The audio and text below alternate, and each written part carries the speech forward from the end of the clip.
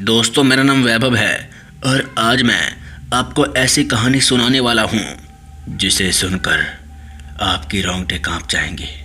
तो चलिए बढ़ते हैं आज की खौफनाक कहानी की ओर। रात के 8 बजे नोएडा की हलचल भरे शहर में मेरी यात्रा शुरू हुई। एक यात्रा जो मुझे मेरे गांव तक ले जाने वाली थी।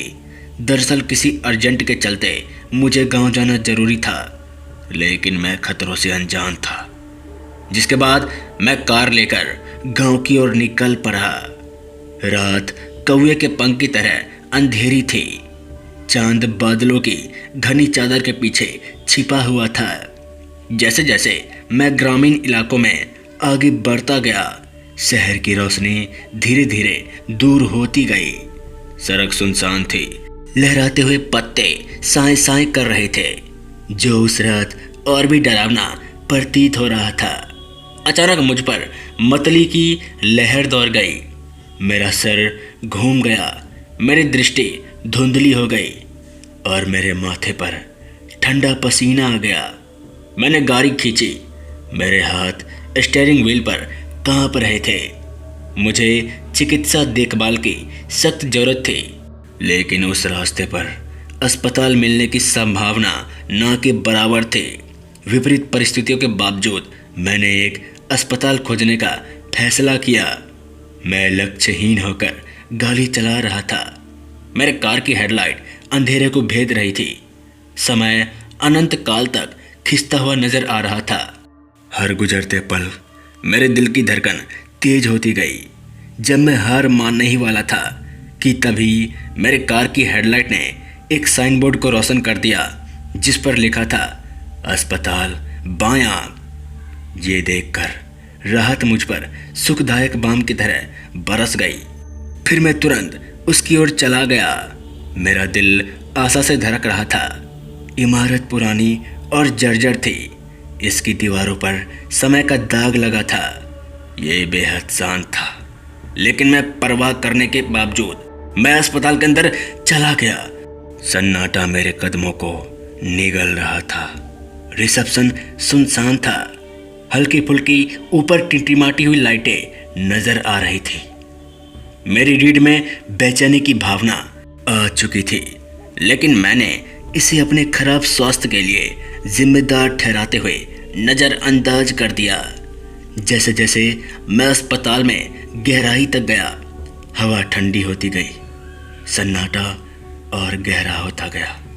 मैंने मदद के लिए किसी को पुकारा, लेकिन मेरी आवाज़ कोई न सुना, क्योंकि वहाँ आसपास कोई दिख ही नहीं रहा था।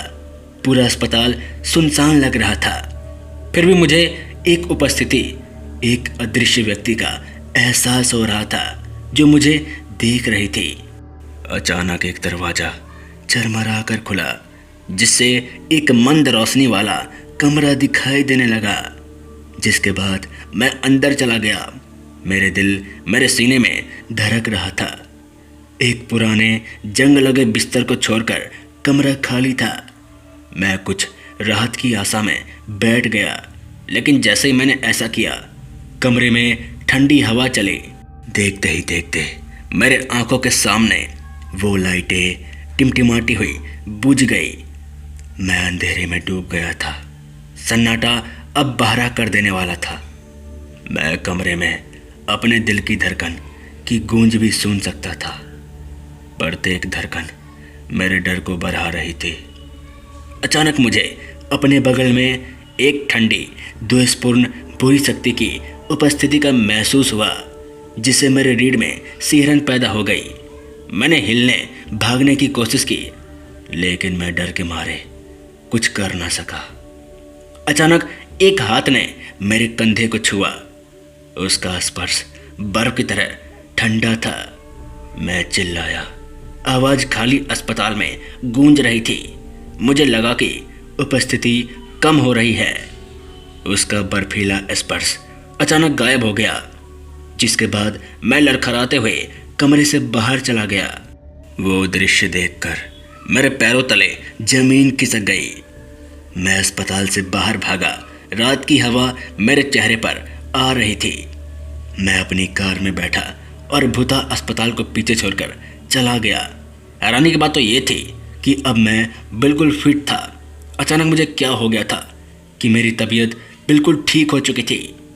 जैसे ही मैंने गाड़ी चलाई, मतली कम हो गई, मेरी दृष्टि साफ हो गई और मेरे दिल की धड़कन सामान्य हो गई। मैं उस रात तो बच गया, लेकिन उस भूता अस्पताल की याद अब भी मुझे सताती है।